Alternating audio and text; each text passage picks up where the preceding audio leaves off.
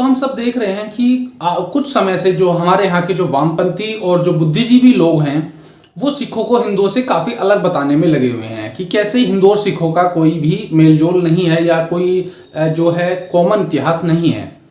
और इसके साथ ही जब से किसान आंदोलन शुरू हुआ है तो इस किसान आंदोलन की आड़ में जो है पंजाब में सिखों के अंदर ऐसी भावना भरी गई है कि आरएसएस उसका सबसे बड़ा दुश्मन है, जबकि ये पंजाब के सिखों को कभी ये नहीं बताया जाता है कि कैसे 1947 में जब दरबार साहिब पर 2 बार जो है मुस्लिम भीड़ ने हमला किया था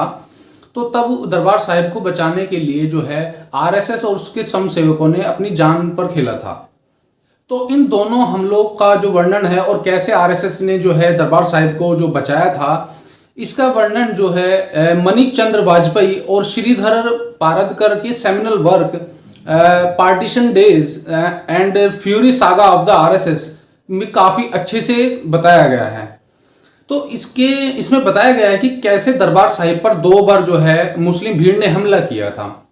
तो जो पहला हमला दरबार साहिब पर हुआ था वो 6 मार्च सन 1947 को हुआ था और जिस मुस्लिम भीड़ ने यह हमला किया था उसका जो नेतृत्व है वो मुस्लिम नेशनल गार्ड के लोग कर रहे थे, जो कि उस समय पर वर्दी भी पहने हुए थे।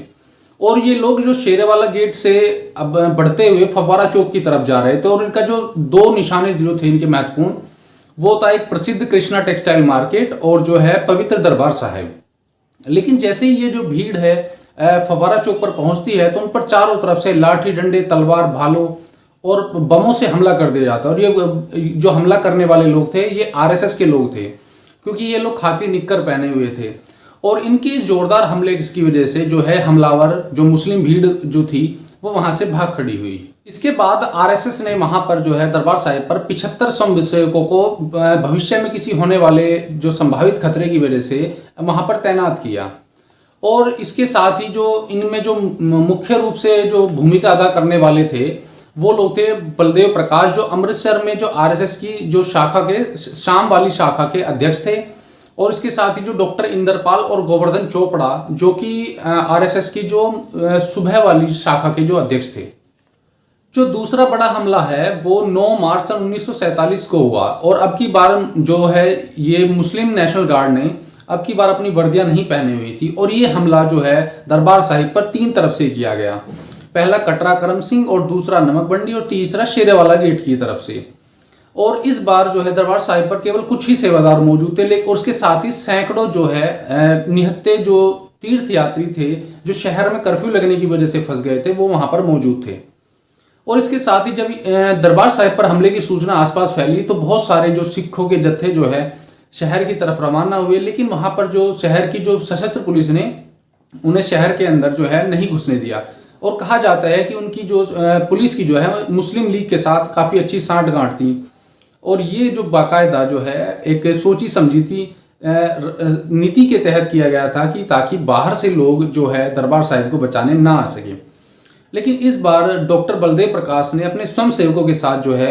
हर मोहल्ले और हर घर को एक तरह से किलेबंद किया और अब की बार उनका जो लक्ष्य था वो केवल दरबार साहिब को और खुद को बचाना नहीं था बल्कि आक्रमणकारियों पर उल्टा हमला करने का भी था। और जैसे ही ये भीड़ फिर से फव्वारा चौक पहुंचती है तो स्वयंसेवकों ने उन पर एक भीषण हमला किया, जिसके बाद वो वहां से भागने लगे। लेकिन अब की बार इन भागते हुए जो नेशनल गार्ड की जो भीड़ थी और जो मुस्लिम भीड़ थी उस पर काफ़ी भीषण हमला किया गया। और इसके बाद कभी भी जो है मुस्लिम भीड़ का और नेशनल गार्ड और जो मुस्लिम लीग के समर्थक लोगों का फिर से दोबारा हौसला नहीं पड़ा कि वो दरबार साहिब पर हमले का जो है सोच भी सके। ये तो छोड़िए, जब इंदिरा गांधी की हत्या हुई थी और उसके बाद जो है एंटी सिख जो दंगे फैले थे पूरे देश में, तो कहा जाता है कि आरएसएस ने सबसे ज़्यादा जो है सिखों की जान बचाई थी। और जो है ऐसी जगह पर जहाँ पर सिख रहते थे और जो हिंदू मेजोरिटी में थे तो एक तरह से हिंदू सिख सद्भाव को बढ़ावा दिया था।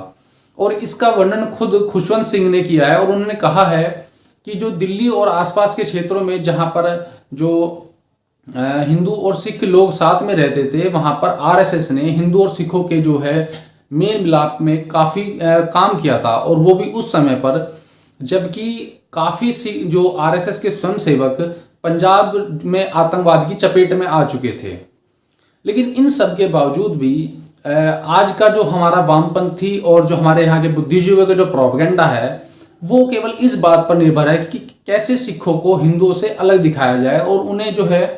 हिंदू हित की बात सोचने वाले आरएसएस के जो है आरएसएस को एक तरह से दुश्मन दिखाया जाए। जबकि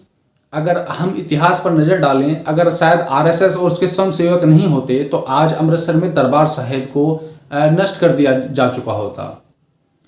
तो देखिए, ये जो मैंने वीडियो बनाई है इसमें एक आर्टिकल जो द प्रिंट में छपा था, जो लिखा था अरुण आनंद ने, उसके काफ़ी आधार पर है। और अगर आप इस आर्टिकल को खुद पढ़ना चाहते हैं तो उसका लिंक मैंने डिस्क्रिप्शन में दिया हुआ है। और साथ ही करीब 3 या 4 दिन पहले एक ट्विटर अकाउंट भारद्वाज स्पीक ने भी